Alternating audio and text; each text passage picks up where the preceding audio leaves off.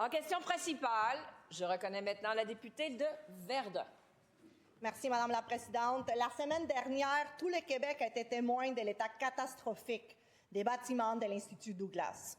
Un plafond qui s'effondre, des locaux complètement inondés, des millions de dollars perdus en raison de l'inaction de la CAQ. Ce n'est qu'un aperçu de ce que les patients et le personnel vivent depuis des années.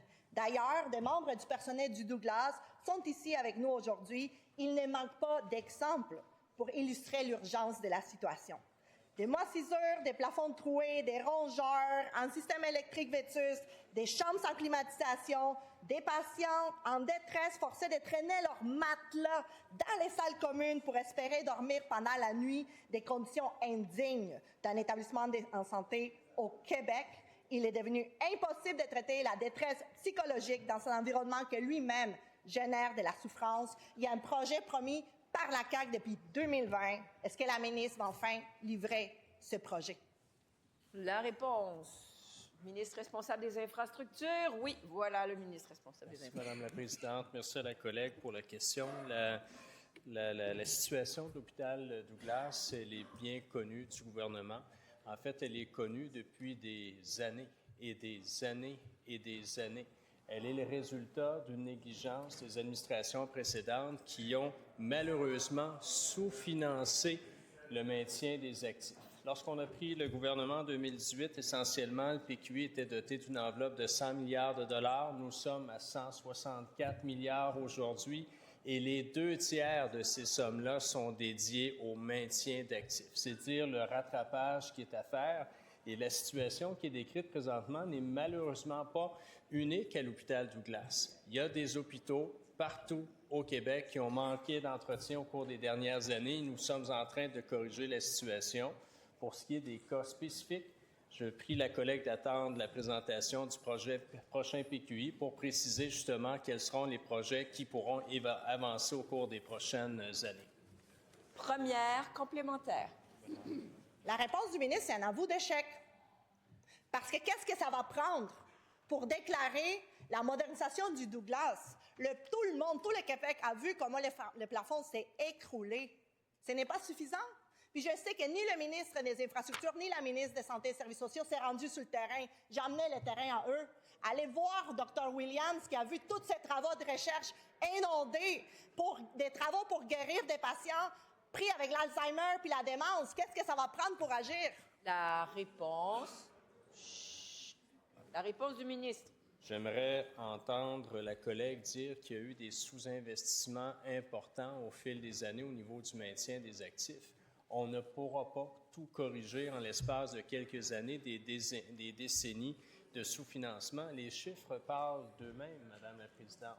On est passé de 100 milliards à 164 milliards au niveau du plan québécois des infrastructures. Les 2 tiers de ces sommes-là sont dédiées au maintien d'actifs. On parle de Douglas. Je pourrais vous parler d'autres hôpitaux à travers le Québec qui, malheureusement, n'ont pas su attirer la sympathie ou l'attention des gouvernements précédents. Nous sommes en train de corriger la situation et le prochain PQI apportera un certain nombre de réponses. Deuxième complémentaire. Je n'ai pas entendu une réponse claire pour l'Institut Douglas, puis je vois bien que la CAQ ne comprend pas la réalité. Là, il existe 6 laboratoires inondés. La veille, c'était des patients âgés qui n'avaient pas de chauffage. L'été, des infirmiers devaient déplacer des patients parce qu'il faisait dangereusement chaud dans les chambres. Des exemples, j'en ai des tonnes. Mais je me demande qu'est-ce que ça va prendre pour agir. Les soignants et les patients attendent seulement une réponse. Est-ce que le projet de modernisation du Douglas va être annoncé cet hiver, oui ou non? La réponse de la ministre de la Santé. Oui, Madame la Présidente. Écoutez, je suis très sensible à la question que la collègue pose en lien avec l'Institut Douglas, qui est un établissement que je connais bien, qui est situé à Verdun. Et j'en profite pour saluer les intervenants qui sont présents ici. Maintenant, Madame la Présidente, il y a des enjeux, oui, parce qu'on a beaucoup de projets d'infrastructure. Je le comprends. Je vais continuer de travailler avec mes collègues dans le respect des budgets que nous avons pour faire en sorte qu'on puisse tout au moins peut-être améliorer notre maintien d'actifs, parce que dont vous parlez, qui est arrivé la semaine dernière, c'était des tuyaux d'eau en lien avec le froid. On va regarder ça aussi. En question principale, je reconnais maintenant le député de Tachereau. Madame la Présidente, pendant que des milliards de dollars du Fonds pour le transport en commun du Canada sont versés en Ontario ou en Colombie-Britannique, que reste-t-il pour le Québec? Un gros zéro en bas d'un tableau. Notre argent finance des projets de transport collectif ailleurs au Canada. Depuis que la CAQ est au pouvoir, elle nous a fait reculer sur le financement du transport collectif.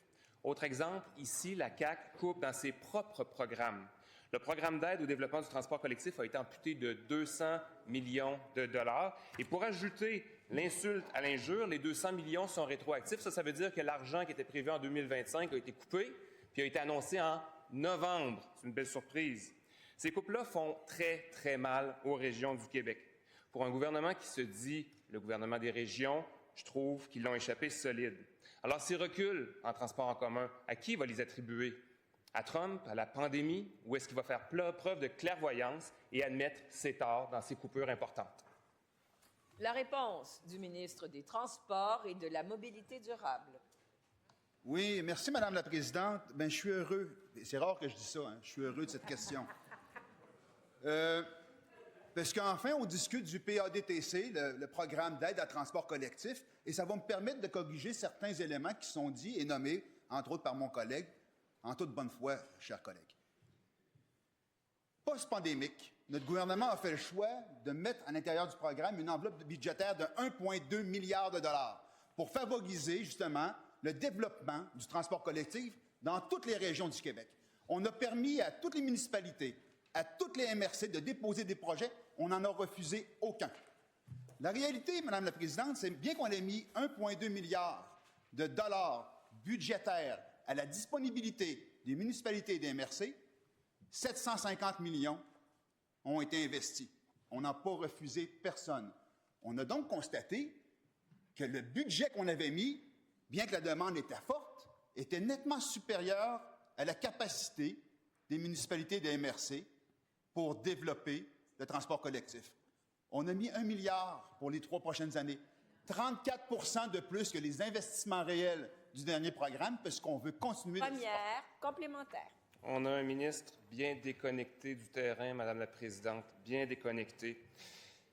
Toutes les municipalités demandent que le 200 millions de dollars soit rajouté au PADTC. Quand est-ce que le ministre a pris le transport en commun pour la dernière fois? Parce que la 3 puis la 801 qui desservent cette circonscription puis qui montent jusqu'ici à l'Assemblée nationale sont pleins à craquer à tous les jours. C'est la classe sardine partout au Québec, Madame la Présidente. On a besoin d'argent supplémentaire, pas de coupe.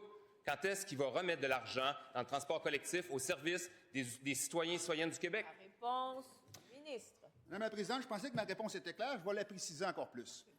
C'est un programme qu'on met en place avec des sommes importantes qui s'appelle... C'est un soutien aux organismes municipaux voulant mettre en place et améliorer des services de transport collectif. On vient les soutenir. On dit, hey, il y a de l'argent, 1,2 milliard. On accepte toutes les demandes. Et c'est 750 millions qu'on investit. Alors, on est prêt à les soutenir. On met 1 milliard dans le budget. C'est une croissance, on le voit ici, là, des sommes disponibles par rapport aux sommes investies les 3 dernières années, de 34 On veut continuer. On croit au transport collectif et on les supporte encore plus que qu'est-ce qu'ils ont fait dans les 3 dernières années. Deuxième complémentaire. Oui, ma principale avait 2 volets, donc je reviens sur l'autre volet, le fédéral. Les autres, en fait, les provinces canadiennes ont compris l'importance du transport en commun, elles. L'Ontario est allé chercher la moitié du 4 milliards. L'Alberta est allé chercher son argent aussi. Même l'Alberta, la province la plus pro-pétrole, a compris l'importance du transport collectif. Alors, comment ça se fait que les autres vont chercher notre argent pour financer leur projet de transport collectif et que ce ministre n'est pas capable d'aller chercher une scène de ce programme-là pour aider au développement du transport ici? La réponse du ministre. Madame la Présidente, les sommes, en réalité, pour le transport en commun, là, qui sont actuellement proposées par le fédéral, ils vont être disponibles à partir de l'année financière 2026-2027. Puis nous autres, on continue de négocier pour notre part de financement, naturellement, aux conditions du Québec. C'est ce qu'on a toujours fait, c'est ce qu'on va toujours faire. Quand mon collègue parle que les autres en ont, c'est des sommes qui sont disponibles pour les années futures.